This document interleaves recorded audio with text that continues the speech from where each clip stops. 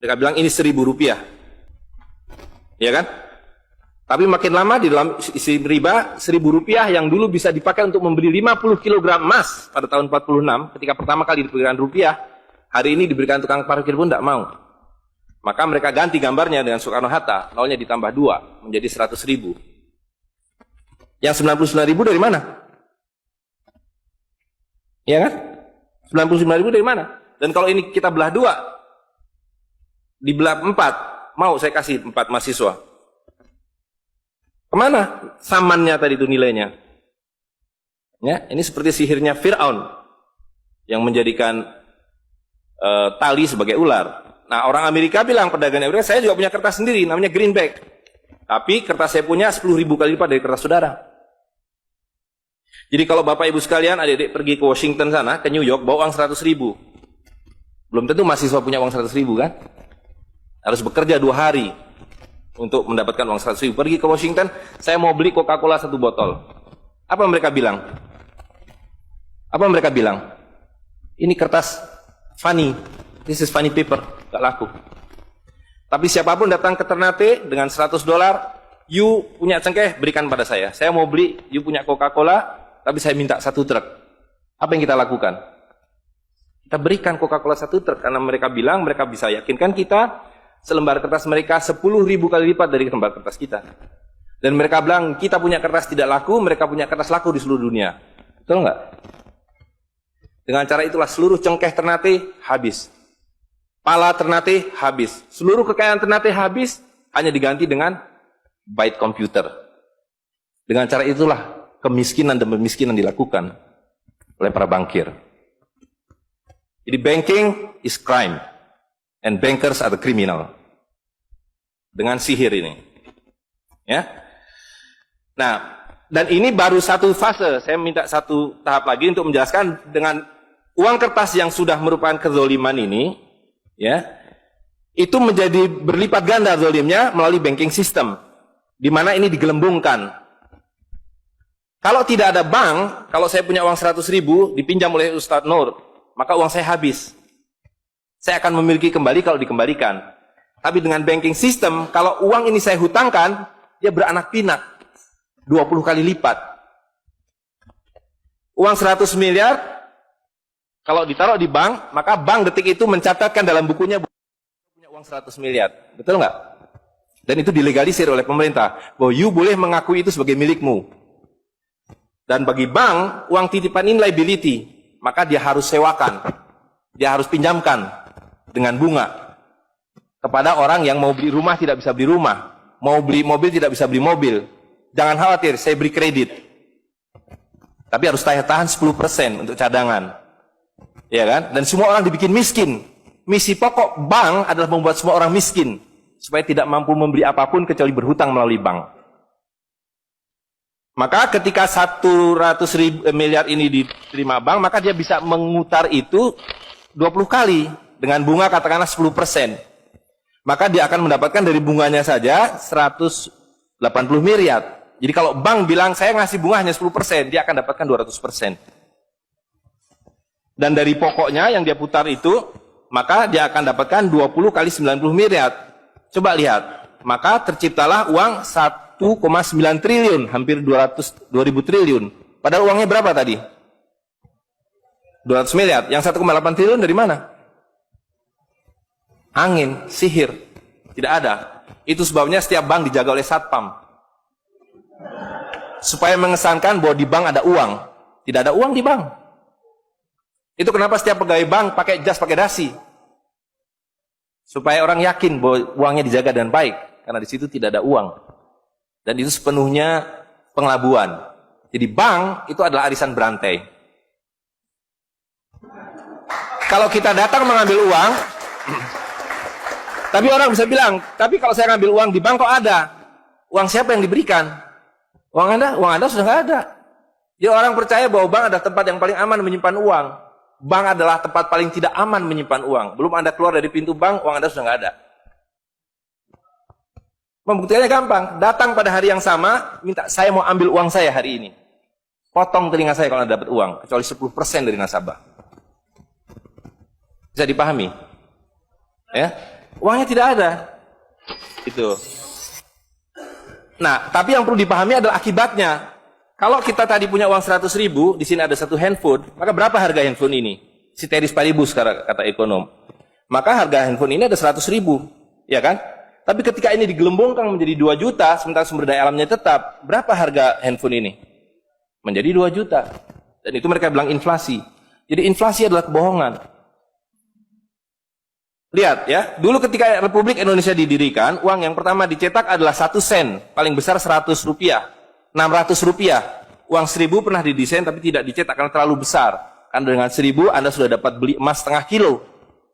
Pada waktu itu, 1 gram emas hanya 2 rupiah. Dan mereka berjanji, jangan khawatir, setiap rupiah saya jamin dengan 1,5 gram emas. Sampai sekarang itu berlaku Undang-Undang tahun 46. Nah, tapi lihat, karena uang kertas itu sihir, dicetak makin banyak, nilainya merosot. Bebeknya mah tetap, cengkehnya tetap, palanya tetap, tapi nilai uang yang merosot. Maka mulai tahun 52, ini pertama kali by the way, ini Bank Indonesia baru muncul tahun 52. Bank Sentral Republik Indonesia itu bukan Bank Indonesia, dulu namanya BNI 46. Tapi Belanda tidak mau. You mau merdeka, you mesti nurut saya. Hentikan BNI 46, ganti dengan bank saya, The Jeffers Bank, menjadi Bank Indonesia. Dan hentikan uang Republik Indonesia, ganti dengan uang saya, Guilders, yang kemudian berubah menjadi uang Bank Indonesia. Oke? Nah, begitu muncul tahun 52, rupiah sudah mulai tidak laku. Dibikinlah uang 1.000 rupiah. Ringkas cerita, tahun 57, uang 1.000 sudah mulai tidak laku. Dibuatlah 2.500 rupiah. Dibuatlah uang 5.000, pertama kali muncul 64, uang 10.000 rupiah. Pak Karno bilang kita sudah terlalu miskin. Maka uang 1.000 digunduli menjadi 1 rupiah yang disebut centering. Tapi tidak lama kemudian muncul lagi. Karena uang kertas adalah penipuan. Worthless. No value. Ringkas cerita, Pak Harto dibilang berhasil dalam pembangunan, dia bikin uang 50.000 rupiah. Dengan gambar Pak Harto dan kapal terbangnya. Tapi inilah ilusi yang lain. Inilah sihir yang lain. Semakin besar uang Anda bukan semakin kaya. Semakin uang besar Anda berarti semakin miskin. Bisa diikuti? Maka ketika terjadi krismon, rupiah makin tidak laku, harus dibikin uang 100.000. Dan sekarang uang 100.000 sudah mulai tidak laku. Ibu-ibu sudah komplain kalau pergi ke pasar dengan 100.000. Betul nggak, Bu? Sudah tidak bisa beli apa-apa ini. Maka mereka dua pilihannya. Pilihan pertama adalah mereka akan mencetak uang 200.000, 500.000. Tapi tidak mungkin. Komputer sudah nggak bisa menghitung. Kalkulator nggak bisa menghitung. Hang. Terlalu banyak nolnya. Pilihan kedua adalah digunduli nolnya, redenominasi. Jadi redenominasi itu bukan untuk mengatasi inflasi, tapi untuk menutupi inflasi. Jadi itu adalah pengelabuan di atas pengelabuan, di atas pengelabuan, di atas pengelabuan. Gitu. Ya. Jadi secara real, uang 100.000 ini dulu ketika Pak Harto masih berkuasa, menjelang jatuh itu, kalau dibelikan telur, dapat 50 kilo. Masih ada yang ingat gak, Bu? Kali ibu-ibu ingat pasti. 1 kilo telur harganya 2.000 rupiah. Begitu Pak Harto jatuh, dibilang ini gara-gara krismon, uangnya sama. Walaupun ini belum ada waktu itu, karena ini masih 50.000 aja udah besar waktu itu. Uang yang sama dengan telur yang sama, tiba-tiba dibawa ke pasar, saya mau beli telur. Bu, hari ini tidak dapat 50 kilo lagi. Hari ini cuma dapat 13 kilo. Karena daya belinya, telur sekarang 7.500. Dan hari ini, kalau di pasar Ternate berapa, Bu, harga telur sekilo? Hari ini. Di Jakarta 20.000. Dan telurnya sama. 1 kilo itu isinya 16 butir, 17 butir, 18 butir. Uangnya sama. Tapi hari ini kalau dibelikan telur hanya dapat 5 kilo. Kemana yang 45 kilo? Itu yang mereka rampok. Itu yang mereka rampok. Dengan melalui apa yang mereka sebut inflasi. Tapi sebenarnya dengan cara penggelembungan uang. Kertas yang terus-menerus nilai. Nah, satu lagi Pak ya, saya minta ini karena ini penting sekali. Ini penting sekali. Nah, sistem zalim ini kemudian difikskan dalam satu sistem politik yang disebut nation state pada level global, kan judulnya kan globalisasi uang. Jadi negara bangsa itu diciptakan oleh para bankir pada abad ke-20. Jadi waktu Indonesia merdeka, Singapura merdeka, Malaysia merdeka, Afrika merdeka, itu bukan kemerdekaan spontan, tapi didesain. Didesain karena kalau dulu mereka mau merampas cengkeh orang Ternate, mau merampas kepala orang Ternate, dia harus bawa serdadu ke sini, Dia harus ambil cengkeh dan palanya. Repot kan? Maka dengan menciptakan uang kertas, mereka tetap bisa mengambil cengkeh orang Ternate, mengambil pala orang Ternate tanpa harus kirim serdadu di sini. Dan karena itu saya kasih merdeka. Tapi satu mesti bikin bank sentral, kedua pakai uang kertas. Supaya saya tetap bisa membeli 1 barel minyak Anda dengan harga 4 sen dolar. Karena mencetak uang ini biayanya hanya 4 sen, 500 rupiah. Ya, jadi berapapun harta yang kita punya bisa dibeli dengan cara itu. Nah, lalu tadi saya sudah ceritakan uang kertas itu dimunculkan bersamaan dengan konsep negara nasional plus hutang negara.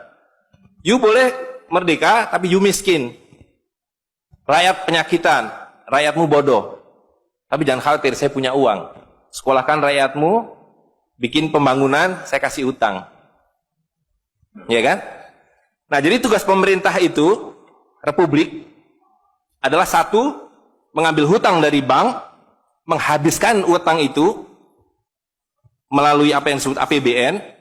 Lalu dulu mereka tanya, jadi bagaimana saya membuat APBN? Jangan khawatir, sekolahkan anak-anak perintar kamu ke Berkeley, ke Chicago, ke Harvard. Mereka dididik untuk membuat pembangunan. Lalu dikasih paket hutang, dan diajari, kalau nggak bisa, kirim konsultan seperti John Perkins dan sejenisnya. Lalu ada satu pertanyaan, bagaimana kami membayar hutang kami kalau begitu? Mereka bilang, punya 200 juta rakyat, pajaki rakyat kalian. Pajaki rakyat kalian. Kalian punya pala, punya cengkeh, habisi hutang kalian. Karena membayar hutang, kalau kita hutang 5 miliar dolar setiap tahun, apa mereka kasih berkoper-koper dolar? Apa yang mereka kasih ke kita? Mereka hanya mengetik di komputer 5 miliar dolar, ting, masuk ke Bank Indonesia. Nanti Bank Indonesia tinggal kirim ting ke Bappenas, Bappenas ting ke departemen-departemen itu. Tapi ketika kita mau membayar hutang mereka, bisa kita mengetik di komputer 5 miliar dolar, ting, dibiarkan ke Bank Dunia? Nggak bisa, mesti punya devisa. Dari mana kami punya devisa? Mesti beli dolar kami. Caranya tebang hutan kalian.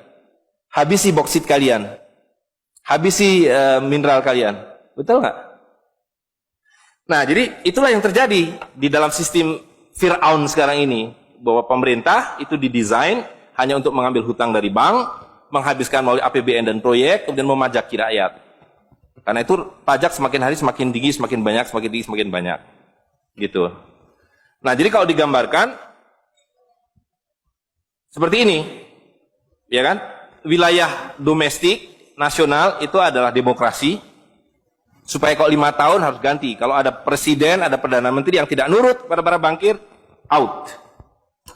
Tapi para bankir tidak pernah berganti, mereka turun-temurun, perusahaan swasta, anak beranak pinak. Ini kira-kira hanya 400 keluarga di dunia ini yang menguasai seluruh sistem keuangan dan politik. Jadi kita ini sekarang utangnya tiba-tiba sudah 2.100 triliun. Padahal tahun waktu Pak Harto jatuh itu utangnya hanya berapa? 50 miliar dolar. 500 triliun. Sekarang sudah 2.000 triliun. Dan begitu kurs dolar berubah, utang kita nambah. Gitu.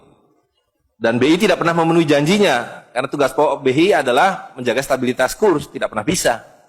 Dan tidak akan pernah bisa apapun yang dilakukan karena memang tidak ada nilainya, gitu. Nah, jadi sebagai penutup, maka apa yang harus kita lakukan adalah membalik seperti yang mereka dulu lakukan. Yang mereka dulu lakukan adalah mengambil emas dan perak dari orang tua kita, mereka lebur menjadi batangan, dia simpan di berangkas, dan kepada kita dikasih toilet paper ini, kata Mahathir Muhammad. Maka yang harus kita lakukan sekarang sebelum ini jadi apa? Oncom. Lebih berharga oncom, tukarkanlah menjadi emas dan perak, menjadi dinar dan dirham, dan kemudian gunakan untuk muamalah. Karena Nabi sudah mengatakan akan datang satu zaman di mana semua yang kamu miliki tidak ada harganya, kehabisan nilai, kecuali dinar dan dirham, kecuali emas dan perak. Jadi kalau dilihat, dolar dalam dinar atau dinar dalam dolar dalam 10 tahun terakhir, 2004 itu cuma 54 dolar, hari ini sudah di atas 250 dolar. Dan lihat, menipunya uang kertas ya. Kalau kita pakai untuk menyimpan naik haji, kalau Anda menabung dolar, maka tiap tahun naik. Saya sudah hitung ini, dan ini valid sekali. naik setiap tahun itu 3,5%. Kalau Anda menyimpan rupiah, setiap tahun naik 5%, nggak nyampe-nyampe. Tapi kalau Anda menyimpan dinar, maka dia akan turun 8% setahun. Jadi tahun 2000 naik haji butuh uang 21 juta rupiah. Kalau dinar butuh 71 dinar. Tapi hari ini, kalau mau naik haji butuh hampir 40 juta rupiah. Dengan dinar, cukup dengan 16 dinar. Jadi dulu kalau punya rupiah naik haji satu orang, sekarang sampai Dubai suruh pulang. Nggak cukup uangnya. Tapi dengan dinar dulu naik haji satu orang, sekarang bisa naik haji 4 orang. Dengan kata lain, kalau Bapak Ibu sekalian serahkan cengkeh Bapak Ibu sekalian dan menerima uang kertas, Anda 4 kali miskin. Detik itu juga dalam konteks ini. Maka serahkanlah cengkeh dan katakan, saya mau serahkan cengkeh, bayar kami dengan dinar. Bayar kami dengan dirham. Saya serahkan pala kami, bayar kami dengan emas dan perak. Saya tidak mau uang palsu ini, uang-uangan ini. Saya mau uang yang sebenarnya, uang dari Rasul SAW. Ya, gitu. Dan harga minyak ini palsu semua. Dibilang minyak naik turun naik turun, tidak ada yang minyak naik. Kalau dengan dolar dia naik terus, tapi dengan dinar dia flat. Sekali lagi, bahwa sumber daya alam itu terbatas, maka alat tukar pun harus terbatas. Jadi ketika kita menggunakan kertas ini digelembungkan. Tapi ketika Anda menggunakan emas dan perak, ini sama. Maka sekali dia punya alat tukar, nilai tukarnya dari zaman Rasulullah SAW seekor kambing, hari ini 1 dinar dapat seekor kambing. Zaman Nabi dapat seekor ayam 1 dirham, hari ini dapat seekor ayam. Tidak ada yang berubah. Sekali lagi pemiskinan itu adalah dibikin oleh sistem. Dan tadi sudah disampaikan bahwa dari tahun ke tahun, di dalam slide yang sebelumnya dalam penjelasan itu, bahwa dinar dan dirham itu selalu dicetak oleh para sultan. Jadi lihat, ketika para sultan berkuasa, para sultan berikan emas dan perak pada rakyat. Para sultan kemudian disingkirkan, diganti oleh para bankir, emas dan perak mereka ambil, diberikan kertas. Itu yang terjadi dari abad ke-19. Maka alhamdulillah pada hari ini kita melihat bahwa kesultanan sudah kembali dengan dinar dan dirham.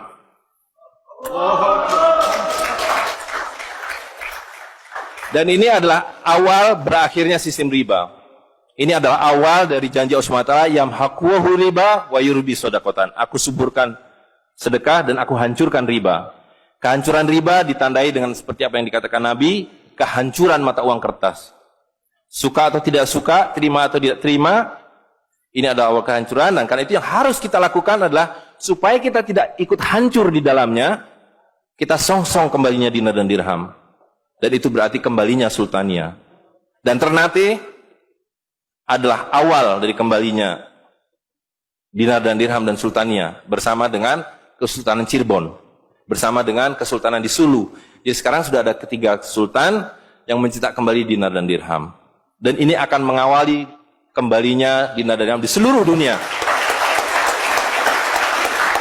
Jadi kalau pada abad 15, abad 16, abad 17 bangsa Ternate sudah sampai ke Madagaskar, sudah sampai ke negeri atas angin di Spanyol, maka pada abad 21 kembali Ternate sampai Spanyol.